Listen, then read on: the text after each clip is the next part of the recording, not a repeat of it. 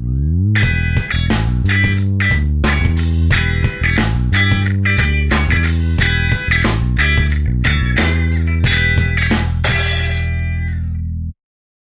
aqui os tópicos, né, que nós vamos cobrir aqui na nossa disciplina. Eu que vou apresentar uma lista, não necessariamente, né, os temas vão ser apresentados nessa ordem que estão aparecendo aqui. Muitos temas vão estar, vamos dizer, de uma certa forma, misturados, vão estar se complementando, né, nós vamos introduzir no momento apropriado. Mas um primeiro tema importante são os fundamentos, né, de matemática e álgebra que você precisa para poder resolver problemas dentro da matemática aplicada a finanças, ou matemática financeira, como se conhece mais popularmente. Né? Esse tipo de fundamento de aritmética e álgebra são fundamentos que você já viu no nível médio. Tá? Mas a gente vai, na medida do possível, revisar, vai complementar alguma coisa que você possivelmente não viu, até para você poder entender melhor as fórmulas, a derivação das fórmulas que a gente apresenta em matemática financeira. E o nosso objetivo aqui não é você decorar fórmulas.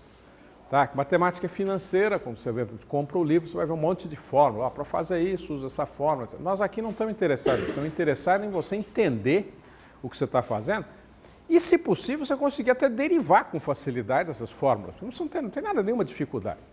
E toda a derivação dessas fórmulas, ela se baseia em princípios de matemática financeira, naturalmente, e numa matemática que é relativamente simples. Tá? Quer dizer, um curso como esse aqui, que embora a gente esteja aqui numa classe com alunos que talvez usem esse instrumental, não só, como nós vamos ver, na vida pessoal, mas ao nível profissional, isso aqui poderia ser dado, essa classe, para qualquer tipo de aluno. Né, de biologia ou de medicina, engenharia, etc. Por quê? Porque esses princípios eles são princípios que são úteis para todo mundo. Né, como nós vamos ver aqui, muito do que a gente vê aqui interessa para os seus próprios investimentos pessoais. Né? É uma coisa que quase todo mundo precisa saber. Algumas escolas hoje de nível médio já estão incorporando material dessa natureza nos próprios cursos. Né, antes de você entrar na universidade, que eu acho até uma boa prática. Vamos falar dos conceitos mais básicos aí da matemática financeira, né, vamos focar, né, na questão do valor, tempo do dinheiro, a noção de juros, como é que isso aí funciona, as fórmulas mais básicas aí. No segmento nós vamos introduzir um tema que é muito importante, que é você distinguir claramente o que são taxas de juros reais de taxa de juros nominais, e aí entra, nesse contexto, a noção de inflação, né, que é uma noção que você vai precisar utilizar ao longo de todo o teu curso, seja economia, administração, porque no Brasil a inflação é um tema muito importante. Tá? O tema inflação é importante.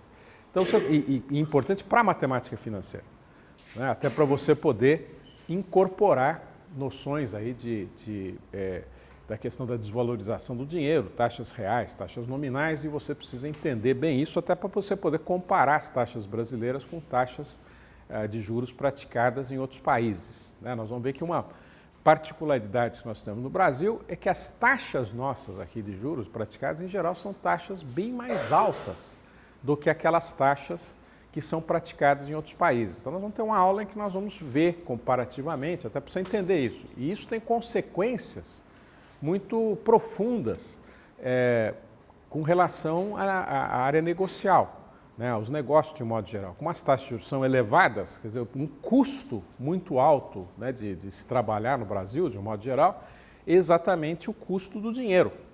Né? Então, isso para empresas ou até para a pessoa física, de um modo geral, para vocês.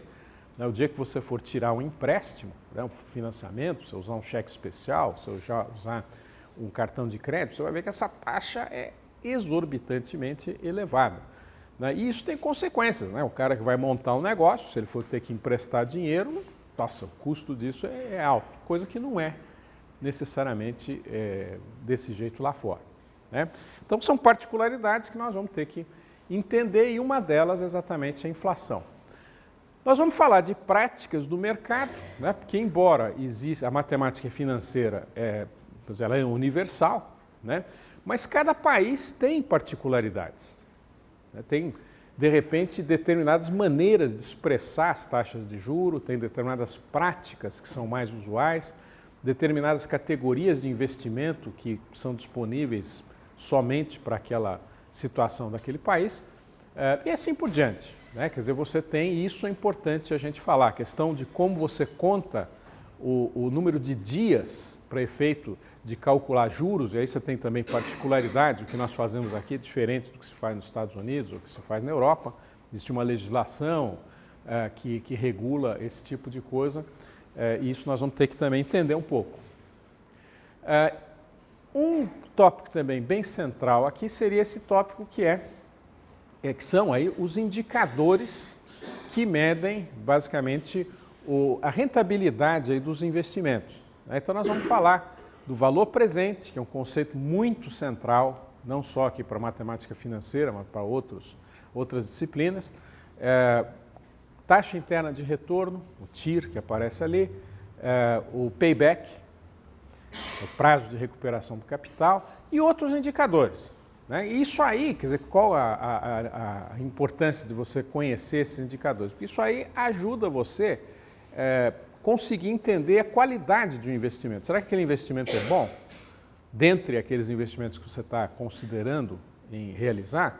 Ou será que aquela taxa que você está considerando para efeito de emprestar o dinheiro, ela é boa ou não? Né? Então, você precisa conhecer esses indicadores, porque senão fica difícil você poder comparar, né, investimentos.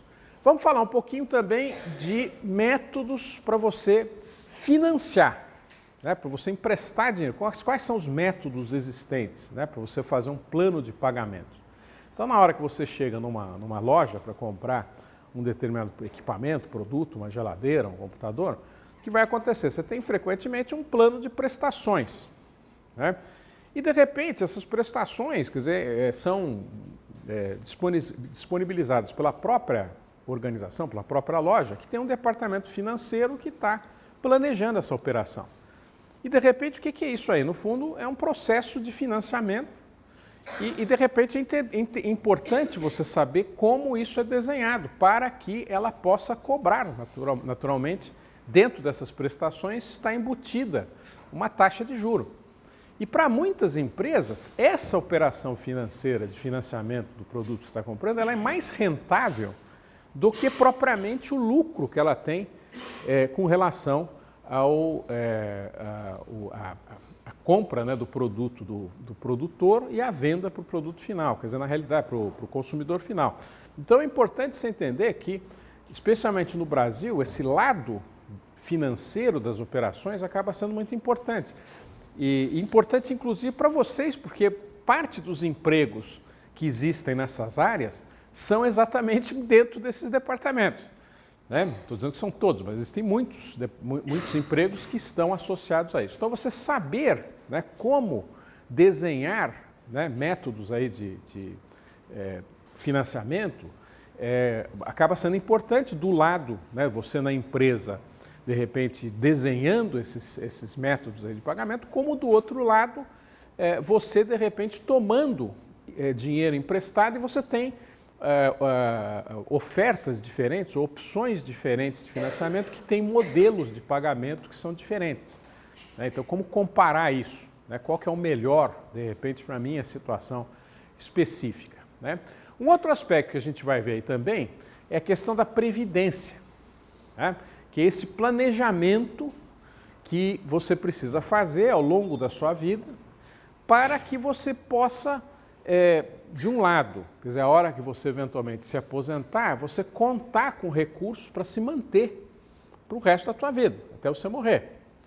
Tá? E você está vendo nos jornais que essa hoje é uma discussão muito complicada, né? Porque existe uma previdência pública aí, e que por uma série de razões ela está em uma situação bastante complicada, e isso faz com que você precise achar maneiras alternativas até de complementar essa previdência pública. Você não sabe nem se ela vai existir do jeito que ela é hoje, Tá? E qual que é o problema que existe hoje? Primeiro,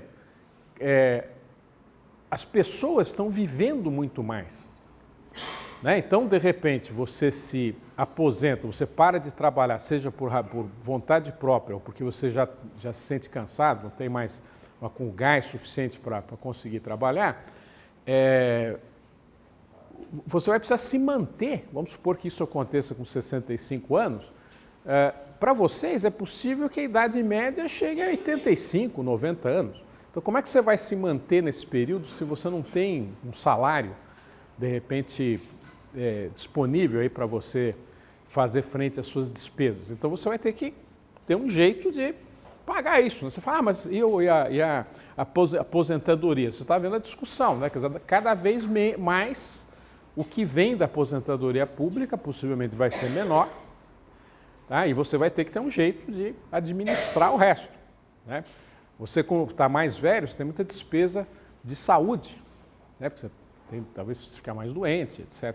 Então, nós vamos ver isso aqui um pouquinho daqui a pouco aí. Quer dizer, existe uma série de cálculos que você faz, quer dizer, um cálculo potencialmente importante é quanto que eu preciso poupar, de repente, por ano, para que eu consiga atingir um certo valor no futuro que, de repente, eu vou usar para fazer frente às minhas despesas quando eu for mais velho. Né? E você vai ver que ao longo da sua vida, talvez você precise pensar nesse problema muito mais do que pensou a geração passada. Eu vivi isso quando morei no exterior há algum tempo. Eu notava que a hora que eu ia para as reuniões com os professores, né, quando você está discutindo assuntos mais pessoais, conversa de corredor, a maior parte das discussões era como é que você estava gerenciando o seu processo de previdência visando a futura aposentadoria. Eu ficava até surpreso, porque não se falava nisso aqui. Agora, hoje, é uma questão presente aqui. Se a gente for conversar com os professores ou com pais de vocês ou com executivos no mercado, quer dizer, o cara está pensando, como é que eu vou resolver esse tipo de problema?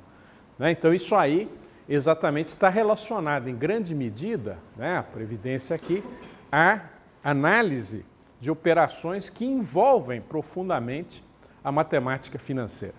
Tá? Então é importante você conhecer, né, esses princípios. Vamos falar também um pouquinho do risco e retorno no contexto de investimentos. Né? E essa questão é uma questão muito importante porque a hora que você está avaliando um retorno potencial de um investimento, em geral, quer dizer, o que tende a ocorrer? Quer dizer, tudo que aparentemente está te oferecendo um retorno mais alto, em média, por trás desse retorno potencialmente mais elevado, frequentemente você vai ter que assumir mais risco. Tá? Ou seja, a possibilidade de você não receber nada, por exemplo. Tá? Quer dizer, e isso é muito presente nos investimentos. Muita coisa que aparentemente é muito rentável, quer dizer, você até pode ser que se beneficie dessa rentabilidade alta, mas também pode ser que você venha a não receber nada, ou receber uma parcela muito menor do que você imaginava. Então, essa análise é uma análise muito importante, porque a hora que você pensa em investimentos privados, né, ou mesmo você, como pessoa física, se uma pessoa te oferece aí um determinado investimento, você vai ter que saber avaliar muito bem, porque não tem, as coisas não são fáceis. Né? Uma coisa que nós vamos ver aqui é que não existe milagre aqui. Você, em um ano, ficar bilionário. Pode acontecer, né? Você comprou bilhetes de loteria, você achou uma mina de ouro no quintal da tua casa, mas dentro das opções que você tem legítimas no mercado, você tem uma série de atividades ilegais, né? As rentabilidades elas estão numa certa faixa que não são suficientes para você ficar milionário da noite para o dia. E tanto é que eu fico assim, sempre muito preocupado quando eu conheço uma pessoa que, sei lá, há 2 anos atrás não tinha nada, hoje o cara tem um monte de dinheiro. Eu falo, pô, esse cara que fez alguma coisa talvez fora daquilo que se espera aí dentro das atividades legais. Né? Então você tem que ter uma certa noção de que não existe milagre. Tá? E muita gente que entra na área de finanças imagina que existe uma fórmula mágica que vai fazer você ganhar dinheiro com certeza, sem risco, sem nada, e vai ficar multimilionário facilmente. Né? Na realidade, essa é a situação de exceção e não de regra, e nós não sabemos na universidade regras para você ficar multimilionário sem risco. Tá? Então já vou antecipar no final aqui da aula, nós vamos até listar, até para deixar bem claro para você que isso não é possível. Até pessoas que são muito mais capazes que eu, ou outros aí na área financeira, se estreparam também, tá? Imaginando que tinha uma receita para ganhar dinheiro com certeza. Tá? Então isso não é possível. Então a gente precisa entender um pouco isso. Um aspecto central também dentro da área de finanças e até da matemática financeira, ela vai estar muito envolvida nisso, é a questão da avaliação de determinados investimentos. Então, no mercado, o que vai acontecer? Uma operação que é muito usual é, de repente, existir uma empresa e os donos da empresa estão interessados em vender essa empresa. E uma questão que aparece, né, qual que é o valor dessa empresa? A gente chama esse processo de valuation em inglês. É muito comum, até no Brasil a gente usa esse termo que vem do inglês. Tá? Então, o valuation é um processo que é muito intensivo no uso de matemática financeira e outros conceitos importantes em finanças. Tá? Você tem um terreno, você tem um apartamento, qual que é o valor?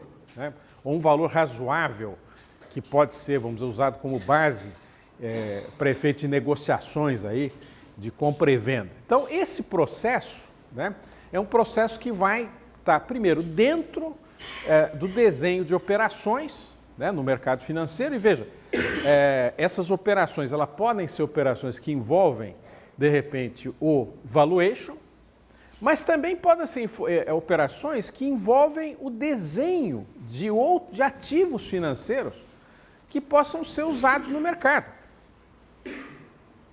Então, um exemplo aqui, numa organização que é ligada ao departamento, que é o CPEA, ele calcula indicadores que são utilizados na Bovespa, BMF, aí, para efeito de negociação em mercados futuros, mercados de opções, etc.